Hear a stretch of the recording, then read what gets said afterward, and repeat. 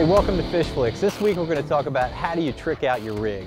Hey, when I'm on the road for fishing bass tournaments for the FLW Tour, I want to have everything as efficient and organized as possible, and so I'm not digging around trying to find everything. Let's take a look inside. First thing that you'll notice when you look in here is this awesome rod and reel storage. You know, when you've got about 20 rods in your boat and you got 7 or 8 on the deck, you get done fishing and the last thing you want to do is stuff more rods back into the boat. So what I've got here is a system where I can get up to 7 rods with 8-foot tubes that slide right in and right out, real easy. They don't get in your way. You don't have to lay them on top of anything that would take away additional storage space. The cool thing is we've got these slide out drawers, right? And they actually lock. So if you've got your boat out behind here, they're not going to hit your boat. And if you're on an incline or a hill, these things are locked tight. They're not going anywhere. A big box like this, you can put all your soft plastics. What I like to do is I take all the stuff that I need for power.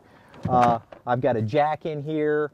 I've got a winch, boots, chargers, extra life vest, anything you need to clean your boat. And I still got plenty of room for more storage in here.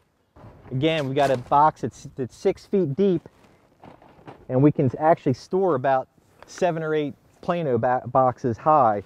So you can get about 40 or 50 Plano boxes just loaded with tackle in here. You really don't have enough tackle that you can't store in a system like this.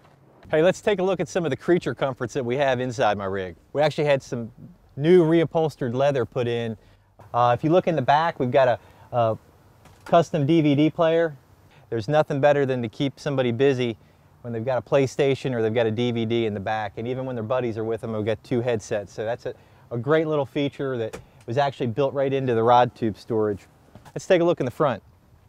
Hey, when you're on long road trips, you need to have a great navigation system. So we've got a Pioneer navigation system.